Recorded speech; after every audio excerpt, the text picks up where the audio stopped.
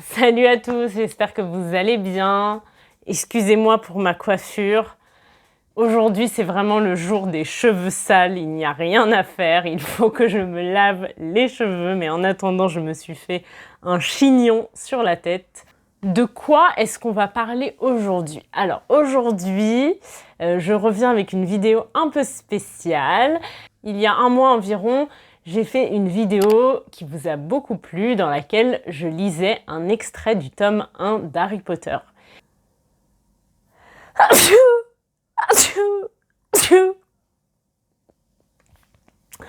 En français, on dit « à tes souhaits ». Quand quelqu'un éternue, on dit « à tes souhaits ».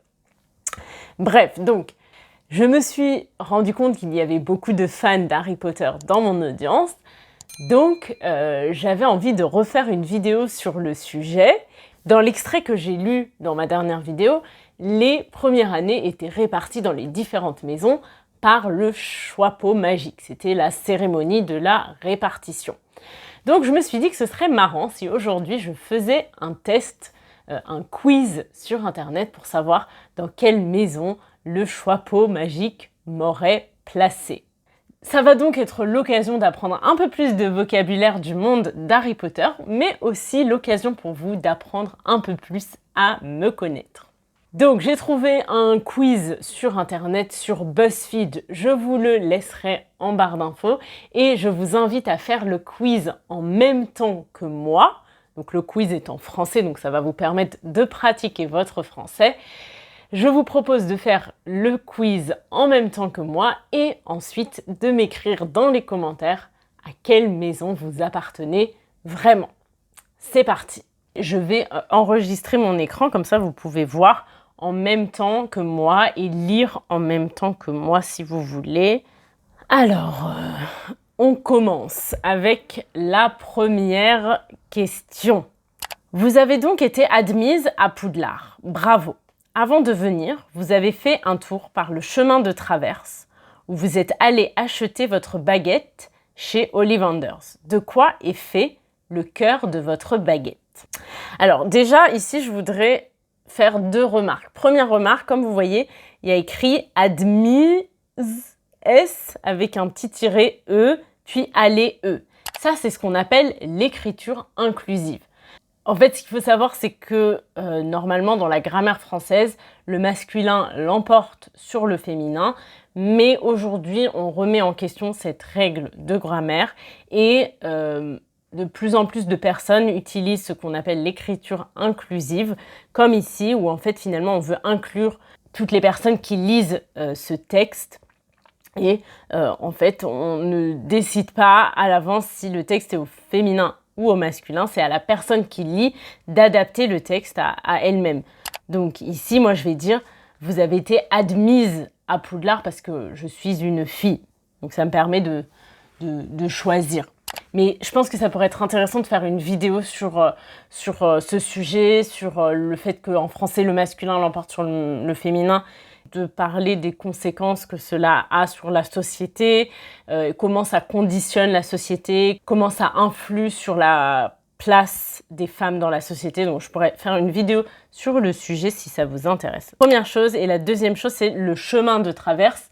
Ça, on n'en avait pas parlé dans la dernière vidéo, mais c'est aussi un lieu très important dans l'histoire. Le chemin de traverse, c'est la rue à Londres où sont situés tous les magasins pour acheter des fournitures scolaires pour aller à Poudlard. Le chemin de traverse, c'est la traduction française de Diagon Alley. Donc les trois options, plume de phénix, ventricule de dragon, crin de licorne. Alors je dirais plume de phénix. Pendant vos examens de fin d'année, vous vous apercevez qu'un ou une autre élève utilisait une plume à réponse intégrée. Au moment des résultats, vous êtes quand même première de la classe, mais votre camarade arrive deuxième. Que faites-vous? Première option, vous en informez immédiatement vos professeurs. Tricher, c'est mal dans tous les cas. Rien, mais si vous n'aviez pas été première, vous l'auriez certainement dit à vos professeurs. 3. Vous invitez votre camarade à le dire au professeur. 4. Vous la félicitez pour avoir réussi à utiliser une plume à réponse intégrée pendant l'examen. Alors ça, c'est un peu difficile.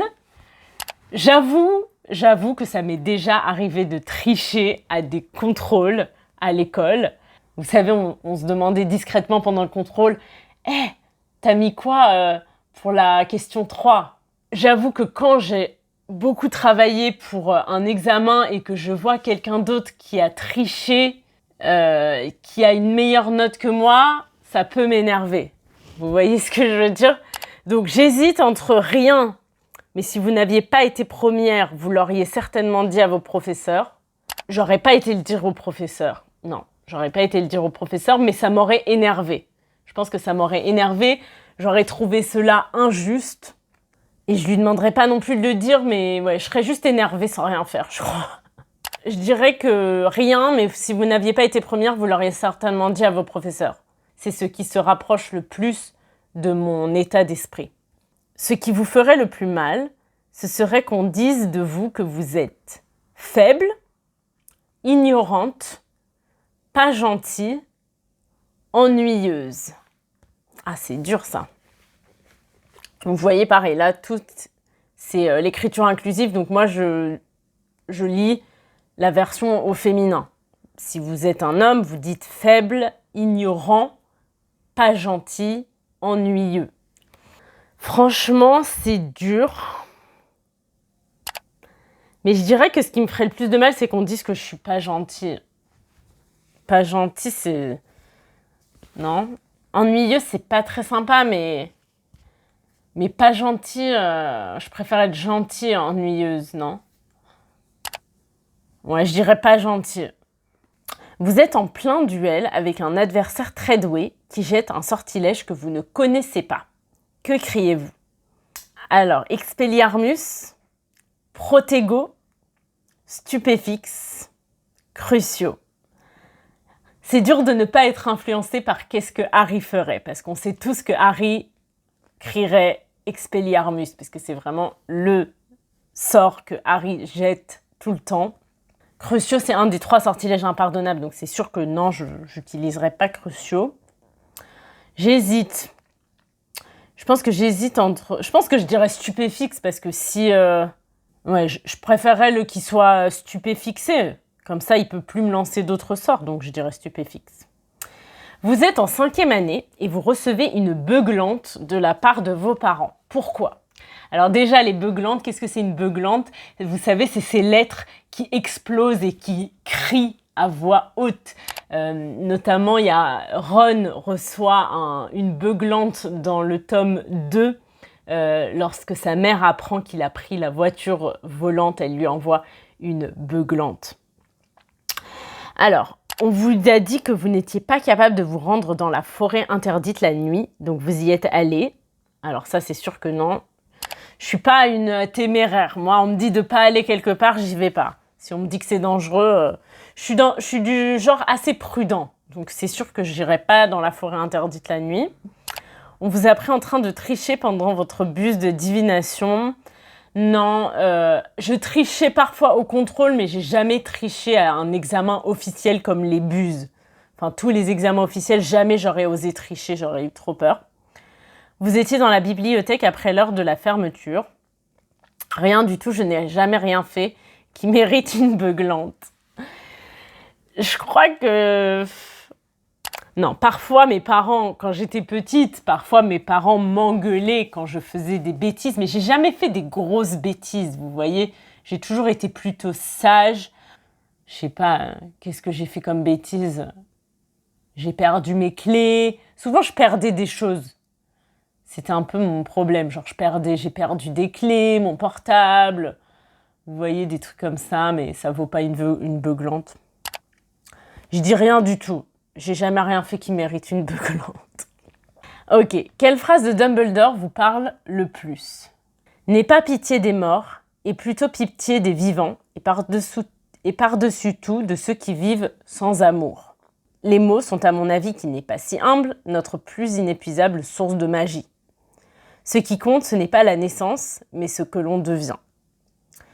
Ça ne fait pas grand bien de s'installer dans les rêves en oubliant de vivre. Moi, je pense le premier. N'aie pas pitié des morts et plutôt pitié des vivants. Ça, je suis d'accord. Et par-dessus tout, de ceux qui vivent sans amour. Je choisis la première réponse. Ok, comment décririez-vous vos relations amicales? J'adore être entourée de beaucoup de gens. Plus on est de fous, plus on rit. J'ai quelques amis très proches à qui je pourrais confier ma vie. Je suis assez méfiante à l'égard des personnes nouvelles. Donc, je ne me fais pas souvent des amis. Je deviens amie avec des gens qui m'aident à réussir. Alors ça, c'est assez dur parce que je me retrouve dans aucune des réponses. Je dirais que je suis assez introvertie dans le sens où j'ai pas besoin d'avoir des gens tout le temps autour de moi. La preuve en est que je travaille seule chez moi et que je suis seule la plupart du temps. Je suis pas méfiante à l'égard des gens, je pense pas que c'est le mot. Donc je me fais pas souvent des amis. Mais j'avoue que je pense que j'ai un peu, surtout ces derniers temps, je trouve que c'est de plus en plus difficile de se faire des amis, surtout quand vous savez, vous n'êtes plus à l'école, vous n'êtes plus dans un cadre, c'est plus difficile de se faire des amis. Donc je dirais que ce qui se rapproche le plus, c'est que je suis assez méfiante à l'égard des personnes nouvelles. Donc je ne me fais pas souvent des amis. Ok, qu'est-ce qui vous rend le plus fier? Votre capacité à intégrer et comprendre de nouvelles informations, votre capacité à vous faire facilement des amis, votre capacité à obtenir ce que vous voulez, votre capacité à garder des secrets. Alors là, j'hésite entre votre capacité à intégrer et comprendre de nouvelles informations, votre capacité à obtenir ce que vous voulez. Je sais, en général, quand je veux quelque chose, je vais travailler pour obtenir cette chose. Mais moi, je dirais plutôt ma capacité à intégrer et comprendre de nouvelles informations. C'est peut-être un peu prétentieux de dire ça, je sais pas. Mais vous voyez, j'apprends des langues assez facilement. Je pense que j'arrive à apprendre assez facilement, donc je dirais ça. Ok, le premier match de Quidditch de la saison arrive et vous avez vraiment hâte. Quel est votre rôle? Attrapeuse, j'aime la gloire. Poursuiveuse, j'aime faire partie d'une équipe et être au centre de l'action. Batteuse, j'aime avoir du pouvoir.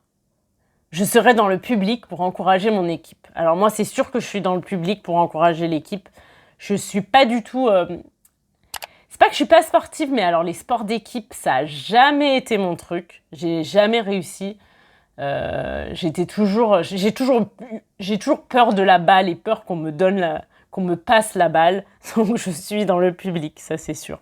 Vous avez le droit d'avoir un animal de compagnie à Poudlard. Une chouette, un chat ou un crapaud. Qu'amenez-vous? Donc une chouette, un chat, un crapaud, rien du tout. Il ne faudrait surtout pas mettre la vie d'un animal entre mes mains. Dommage qu'il n'y ait pas un chien, parce que moi, c'est vraiment les chiens, mes animaux préférés. J'hésite. En fait, la chouette, elle est... Bon, le chat aussi. Ils sont assez indépendants, vous voyez. Je pense que je prendrais une chouette quand même. C'est quand même le plus pratique. Une chouette. C'est samedi, vous avez terminé votre travail et vous avez du temps libre. Vous n'avez pas envie de rester dans la salle commune. Où allez-vous? La forêt interdite? La bibliothèque? Les cuisines? La salle sur demande? Ah bah c'est sûr que je vais dans la salle sur demande. Direct, la salle sur demande. Que voyez-vous dans le miroir du Rized? Vous, entouré de richesses. Vous, entouré de votre famille et vos amis. Vous, un savant, une savante aux connaissances infinies, vous, prête à partir à l'aventure. Dans le miroir de Rized, si vous vous souvenez, c'était dans le premier épisode, dans le miroir de Rized, on voit ce qu'on veut le plus au monde. J'hésite entre vous entouré... Non, en fait, je pense que ce serait vous entouré de votre famille et de vos amis. J'hésite entre prêt à partir à l'aventure ou entouré de votre famille et de vos amis, mais finalement, le plus important, et pour moi, c'est ma famille et mes amis. Choisissez une relique de la mort. La baguette de Suro, la pierre de résurrection, la cape d'invisibilité. Direct, la cape d'invisibilité. Que voulez-vous faire après Poudlard? Je veux rentrer au ministère pour faire quelque chose d'utile. Je voudrais voyager un peu avant de me décider pour une carrière. Je voudrais m'installer et fonder une famille le plus vite possible. Je voudrais continuer à travailler dur pour réussir dans la vie. Alors moi, c'est sûr, je voudrais voyager un peu avant de me décider pour une carrière. C'est sûr. Et bien sûr, le choix pot magique prend en compte vos préférences. Donc à quelle maison de Poudlard vous identifiez-vous le plus? Je pense qu'à l'école, j'étais plus une Serdaigle.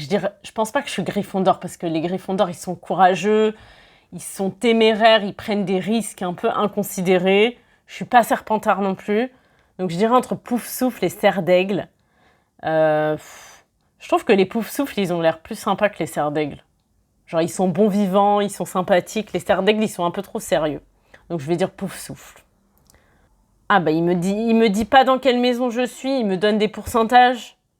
Alors, il me dit que je suis 33% Poufsouffle, 31% Gryffondor, 20% Serdaigle et 16% Serpentard. Donc, je suppose que ça veut dire que je suis Poufsouffle. Mais je pensais qu'il allait me dire une maison, il me donne les 4. C'est bizarre ce quiz. Alors, on va lire ce qu'il m'écrit. Il n'y a pas de doute, vous êtes un Poufsouffle. Une Poufsouffle, mais avec de grandes qualités typiques des Gryffondors.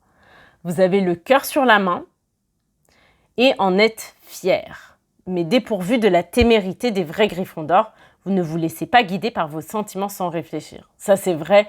Comme je vous disais, j'ai pas la témérité des Gryffondors.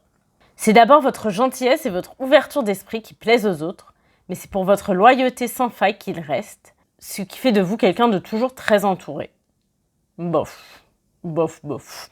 Votre légère compatibilité avec la maison Serdaigle montre que le savoir et la sagesse sont deux choses qui comptent pour vous, sans pour autant être vos priorités. Ça, c'est vrai. Très bien. Ouais, je trouve que c'est pas mal, je me reconnais plutôt bien là-dedans.